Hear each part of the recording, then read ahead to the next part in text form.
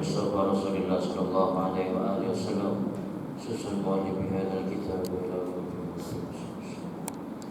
Al-Fatihah. A'udzu billahi minasyaitonir rajim. Bismillahirrahmanirrahim. Alhamdulillahi rabbil alamin arrahmanir rahim maliki yaumiddin. Iyyaka na'budu wa iyyaka nasta'in ihdinas siratal mustaqim siratal ladzina an'amta 'alaihim ghairil maghdubi 'alaihim waladdallin. Bismillahirrahmanirrahim. Alhamdulillahi rabbil alamin. Wa bihi nasta'in. Assalatu wassalamu ala asyrafil anbiya wal mursalin wa ala alihi wa ashabihi ajma'in, amma ba'd. Qala al-mu'allif rahimahullahu ta'ala wa adama nafa'a bihi wa bi ulumihi fid dharain amin. Bismillahirrahmanirrahim. An Abi Yahya Usaid bin Hudayr radhiyallahu anna rajulan minal ansari qala ya Rasulullah alla tastamiluni kama stamalta fulana. Faqala innakum satalqawna ba'di asaratan fasbiru hatta talqawni alal hawd. Muttafaqun alaih. Wa Usaid bin Damil Hamzah wa Hudayr biha'il muhmalah madmumah wa tadin mu'jamah maftuhah. Wallahu a'lam. Jamaah rahimakumullah, melanjutkan hadis pekan lalu tentang asharoh. Asharoh itu orang yang mendahulukan dirinya sendiri dan kelompoknya tanpa memperhatikan orang lain. Bisa dalam bahasa sosial namanya algeism, orang egois.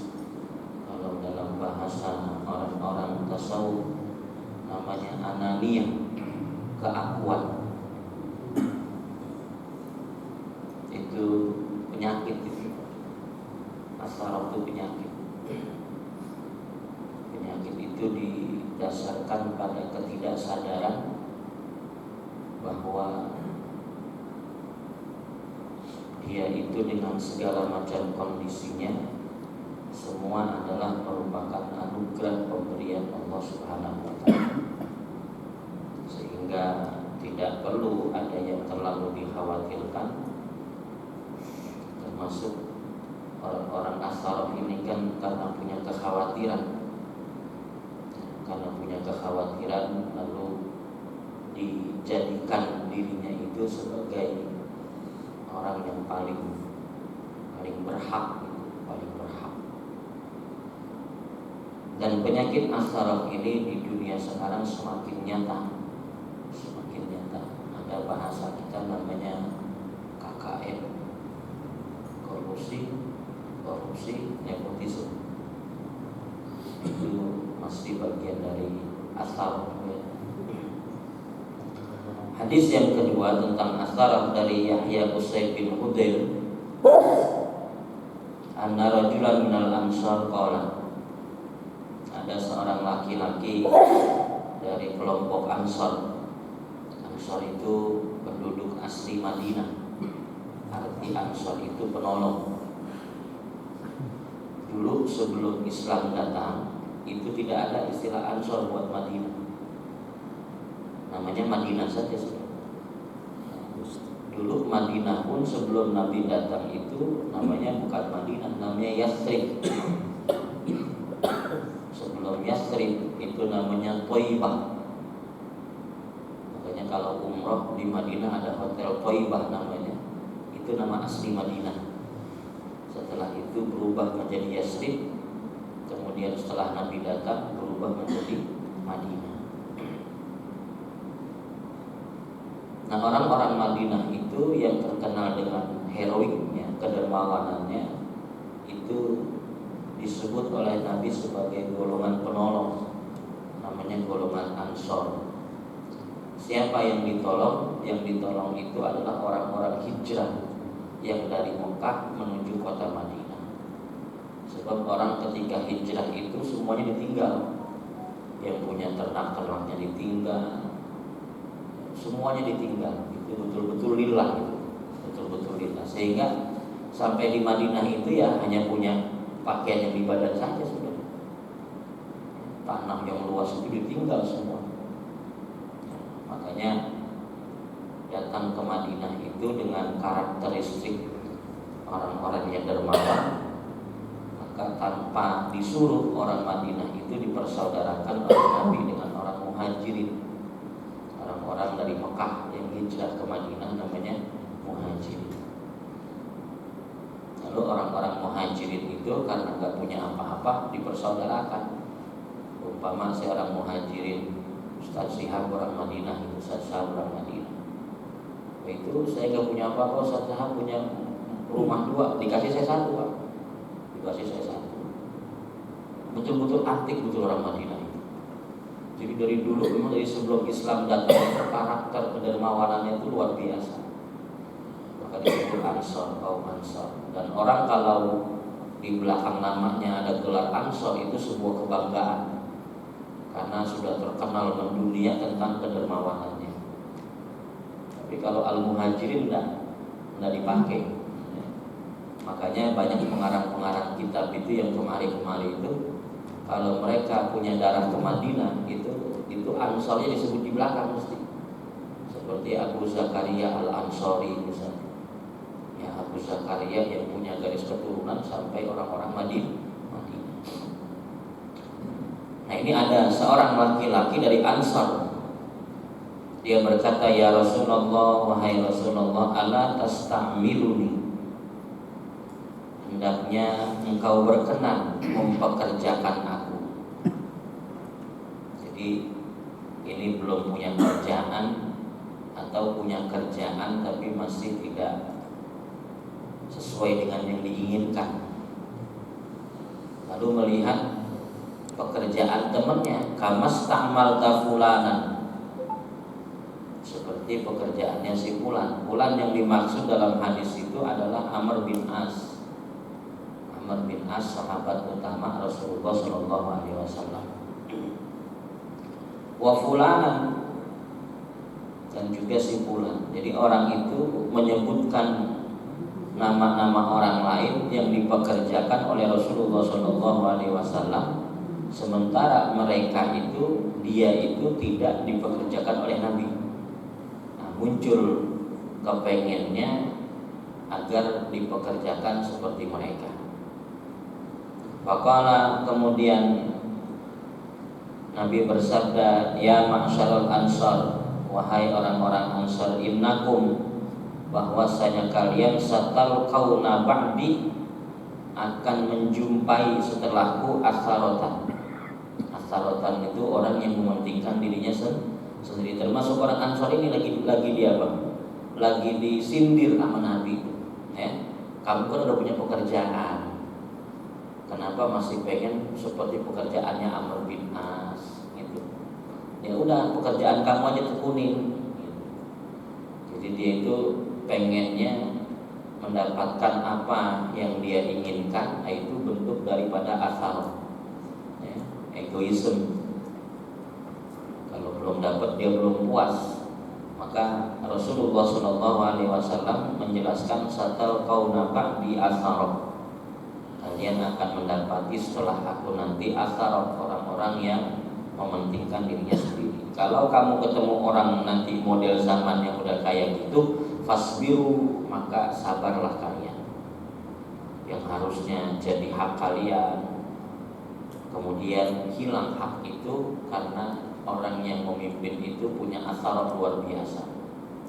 Jadi yang didahulukan itu dirinya, kerabatnya, sukunya gitu. Nah, yang lain-lain itu yang gak punya hubungan apa-apa sama dia itu nomor sekian. Nah, itu bentuk asal. Nah, sekarang tingkat RT RW aja asaro udah kelihatan. Ada di situ potensi untuk asaro. Ya, kalau di kelurahan yang dibagi-bagi beras itu, ya, datanya Mas apa yang masuk yang dibagi Mas apa. Itu kalau bukan asaro enggak, itu asaro. Ya. Dan kalau memang di data itu orangnya orang mampu, ya ditukar dengan orang yang tidak mampu. Karena sasaran itu untuk mereka yang tidak mampu. Tapi Tapi karena yang tidak mampu ini nggak punya kedekatan dengan penguasa, itu penyakit lagi.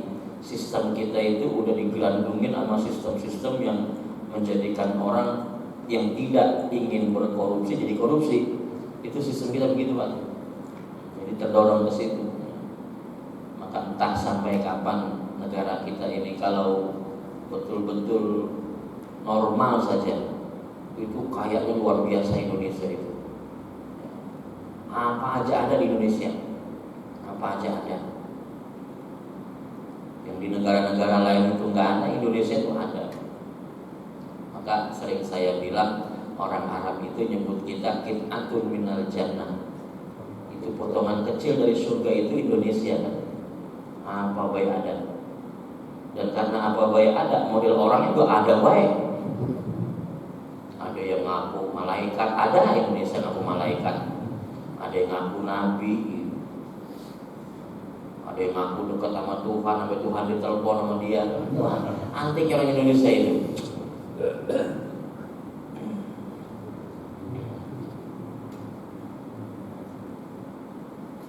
Pesan Nabi kalau udah ketemu zaman model kayak gitu, fasbiru, sabar katanya.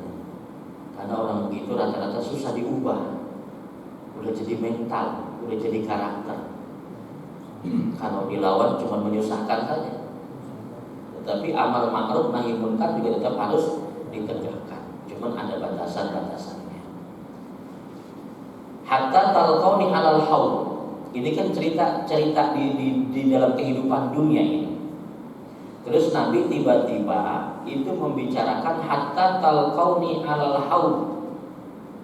Sampai kalian nanti menjumpai aku di haud.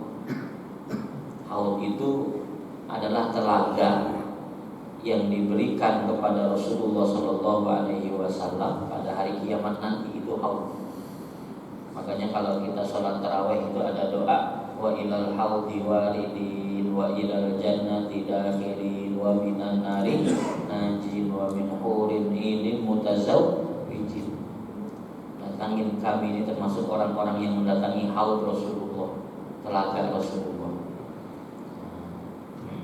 Maka dalam hadis itu Rasulullah SAW ketika ditanya oleh Sayyidina Anas bin Malik, kata Sayyidina Anas, sa'altu Rasulullah SAW ayyashfa'ani, aku minta kepada Nabi untuk mensyafaati. Anas bin Malik ini itu dari kecil ikut sama Nabi, khidmah kepada Rasulullah SAW. Maka dia punya satu permintaan. Di antara permintaan itu adalah aku minta agar supaya besok Nabi mensyafaati aku. Faqala, kemudian kata Rasulullah, ana fa'ilun, aku akan lakukan, katanya Anas, aku akan syafaati engkau. Qala, kemudian Anas berkata, qultu ya Rasulullah, wahai Rasulullah, fa aina atlubuka, besok di hari kiamat itu saya nyari engkau di mana ya Rasul, katanya. Mulai agak detail nih, Sayyidina Anas agak detail. Jadi nggak cukup dengan jawaban saya akan syafaati, tapi nanya di mana besok saya nyarinya. Qala Rasulullah SAW, utlubni awwalu ma tatlubni 'ala sirat. Besok cari aku di sirat, katanya. Sirat itu jembatan yang membentang, itu yang di bawahnya neraka. Jadi kalau nggak berhasil melewati sirat, ya sudah, berarti nyebur ke dalam neraka. Perjalanan dari sirat ke bawah neraka itu sampai di neraka 70 tahun. Orang kecebur, Pak. Kecebur dari atas sirat itu terus sampai ke neraka itu butuh waktu 70 tahun. Itu kayak apa dalamnya neraka? Sampai menolong kita besok. Sampai menolong, Pak. Kalau masuk neraka begitu.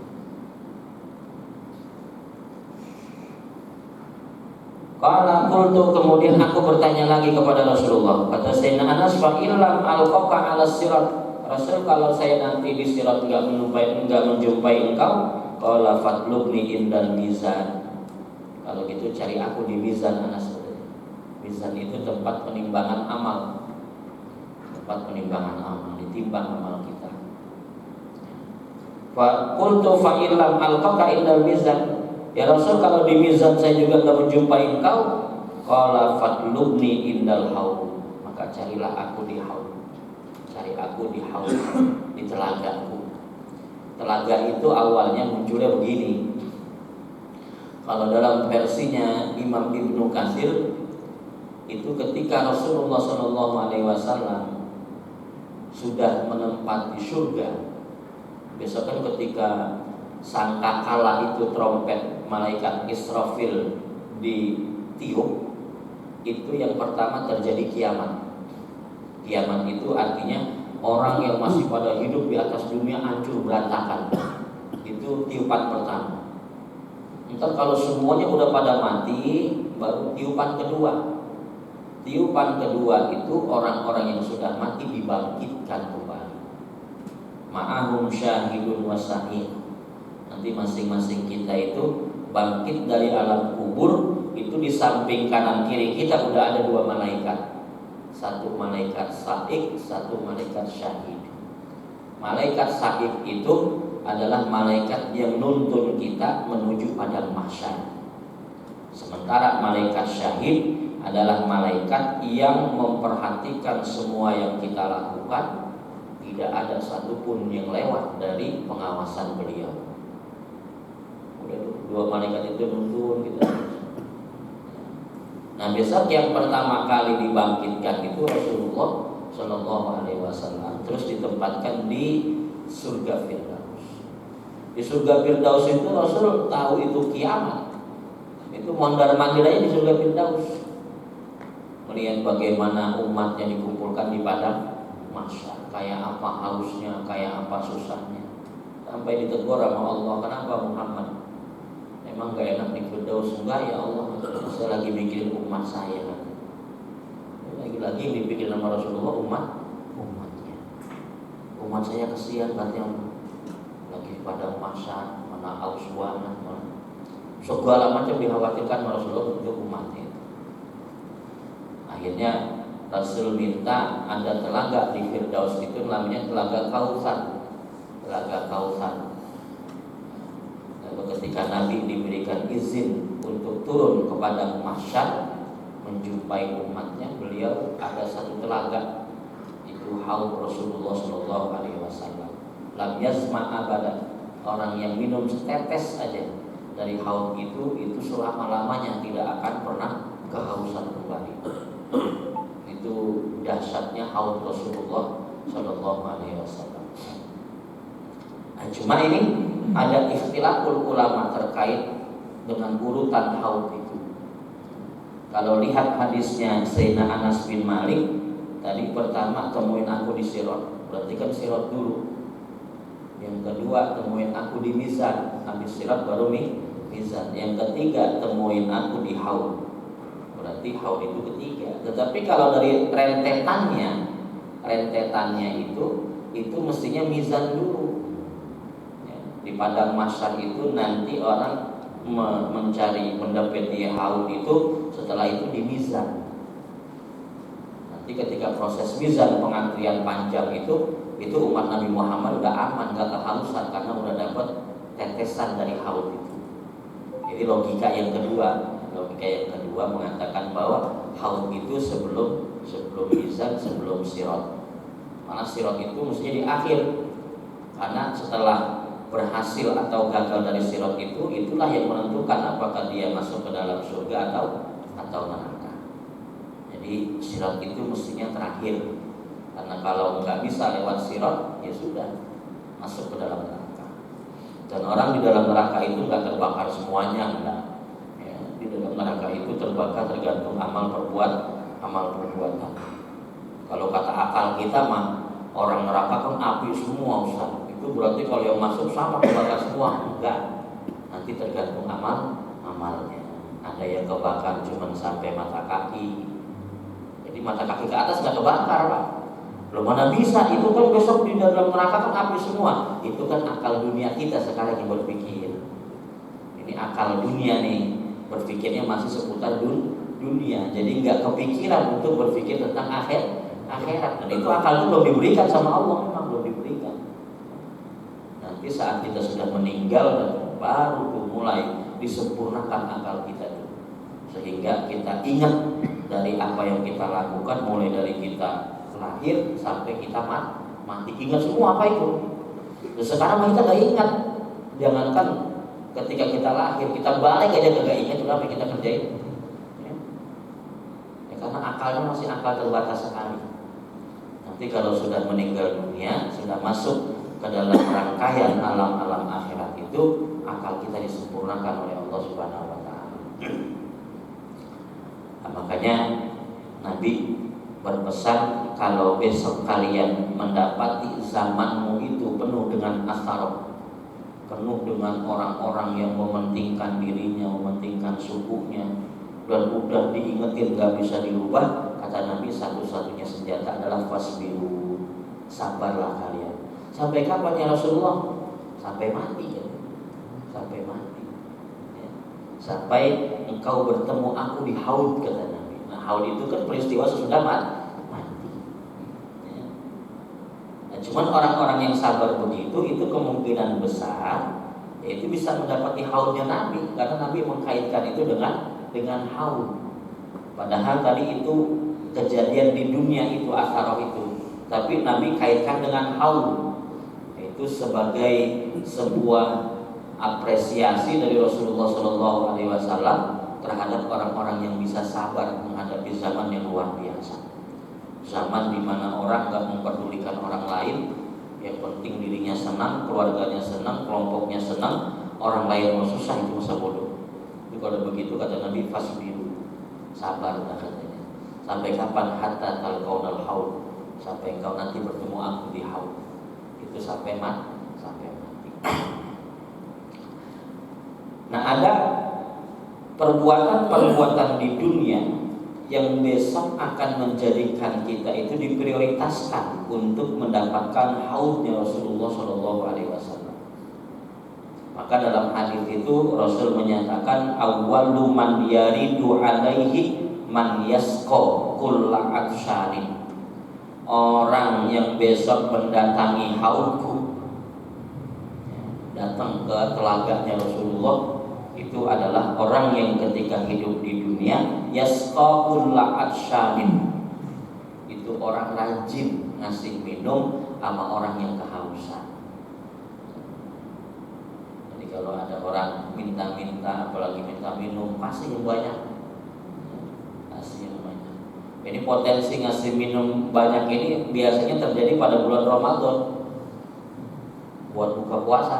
Biasanya orang takjil itu kan ngasih minuman.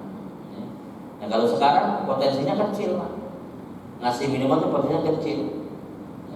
Kita ngasih aqua kecil ke orang lagi jalan itu, buat tahu dia punya aqua gede gitu kan? Ya, ada aqua gede itu. Nah, jadi ada susah nyarinya itu.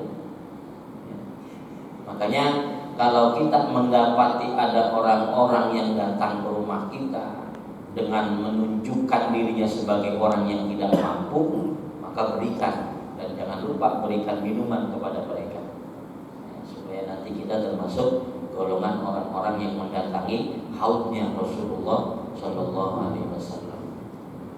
Itu kalau dalam Barzanji itu rawi yang sering kita baca itu, haudukas safir mubarrad wirduna yauman nusyubi. Haudmu itu luar biasa jernihnya ya Rasulullah. Safir mubarrad, jernih dan luar biasa enaknya, syukurnya luar biasa. Haudukas safir mubarrad wirduna yauman nusyuri. Ya Rasul, jadikan kami datang mendatangi haudmu itu pada hari kiamat, Jadi itu tentang haud Rasulullah SAW yang alirannya itu diambil dari Jannatul Firdaus, dari surga Firdaus ada satu telaga namanya telaga Kautsar. Nah, dari situ tuh Allah turunkan sampai ke tempat di padang mahsyar itu, haudnya Rasulullah SAW. Tapi ntar kita juga banyak heran, ada orang yang udah sampai haud terus tiba-tiba disingkirin sama Allah itu. Yuhalu baini wa baina. Kata Nabi, dia dipisahin dari aku padahal dia umatku. Maka Nabi nyebut ummati ashabi. Ya Rasulullah itu kan sahabat-sahabat itu umat katanya. Kata Allah, kamu nggak tahu sih apa yang mereka lakukan dulu. Banyak mereka yang keluar menyimpang dari ajaran, dari risalahmu. Maka itu ditolak oleh Allah Subhanahu wa taala untuk mendatangi haudnya Rasulullah sallallahu alaihi wasallam.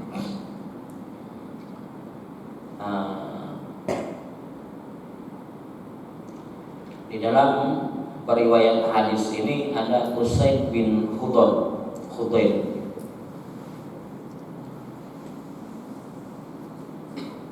Aslama qabla Sa'ad bin Mu'adz ala yadi Mus'ab bin Umair bil Madinah ba'dal aqabatil ula wa qila asaniyah. Beliau ini adalah orang mulia. Usaid bin Khudair ini punya peranan penting bersama Sa'ad bin Mu'adz dalam mengislamkan Madinah.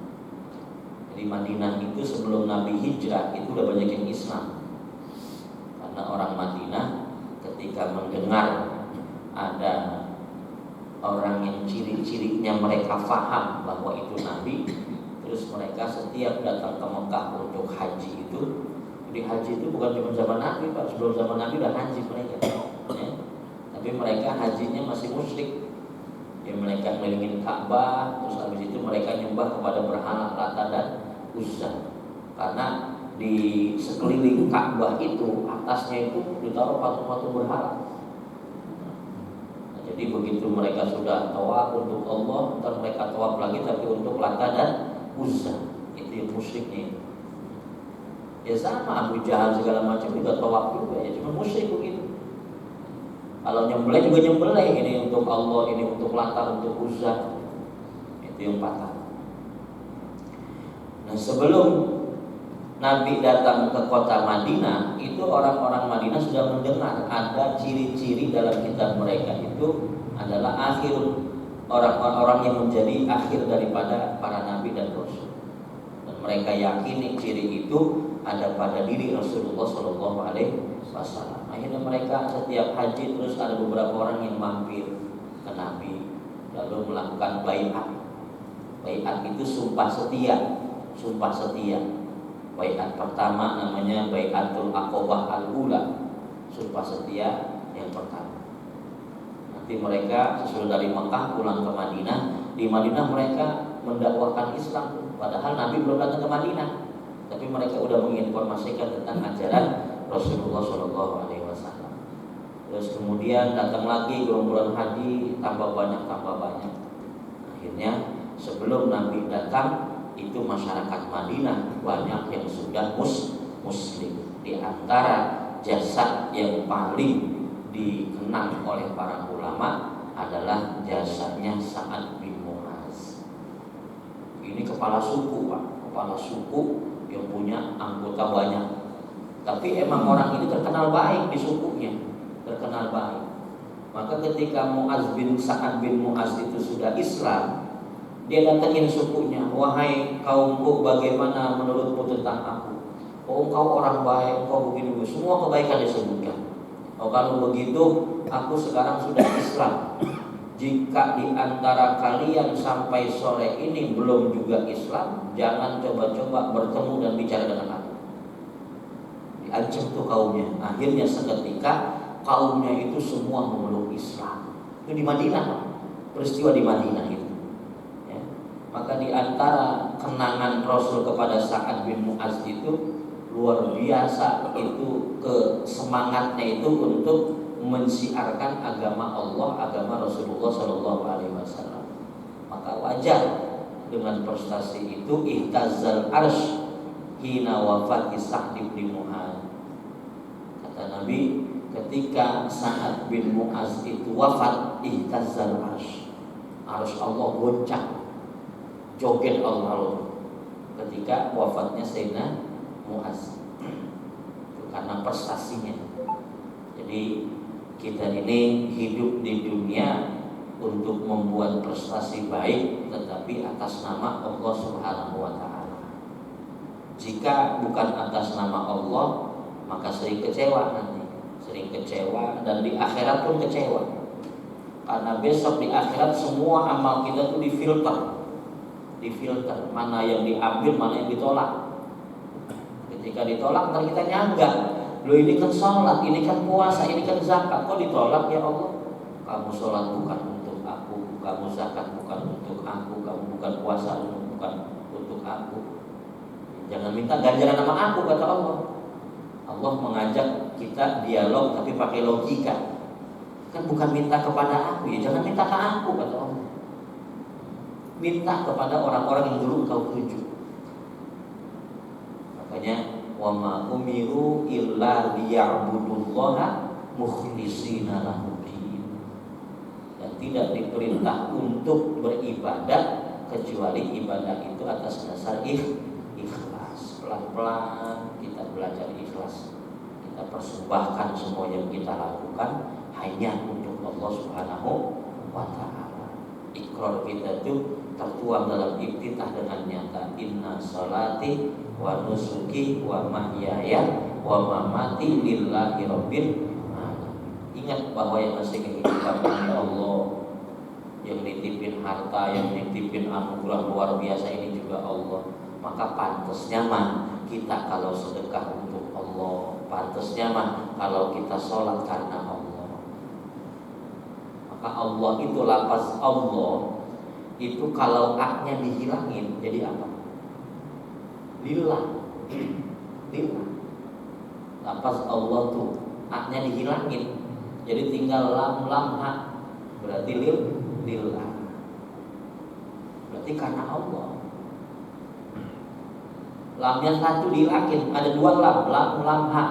Yang satu dihilangin, tinggal lam sama hak. Lahu, berarti untuk Allah. Jadi karena Allah, untuk Allah. Itulah inna salati wa nusuki wa mahyaya wa mamati lillahi rabbil alamin. Maka nanti Allah Subhanahu wa ta'ala akan perintahkan malaikat untuk mencari amal sunnah kita. Jika kewajiban kita ini banyak yang bolong, ibarat ban itu banyak yang bocor, berarti perlu tambelan. Maka nanti tambelannya itu ibadah-ibadah sunnah. Maka semua ibadah wajib nggak ada sunnahnya, nggak ada. Semuanya mesti ada sunnahnya. Salat, ada salat wajib, ada salat sunnah. Nah, salat sunnah ini fungsinya besok buat jadi tambelan jika ada salat wajib yang tidak sempurna. Kemudian puasa, ada puasa wajib, ada puasa sunnah. Zakat, ada sedekah. Haji, ada umrah. Semuanya ada. Sebab kesunatan itu fungsinya diantaranya adalah untuk menambal kebolongan-kebolongan dari ibadah wajib yang kita lakukan. Ya kalau dibilang bolong, banyak bolongnya, ya. Cuma kita berharap rahmat Allah itu luas sekali. Maka dengan segala kekurangan dalam ibadah kita, dengan mengharap rahmat Allah, mudah-mudahan semuanya diterima oleh Allah Subhanahu wa ta'ala dengan segala kekurangan yang ada. Harus diyakinin bahwa kurang mah Pak. Kurang.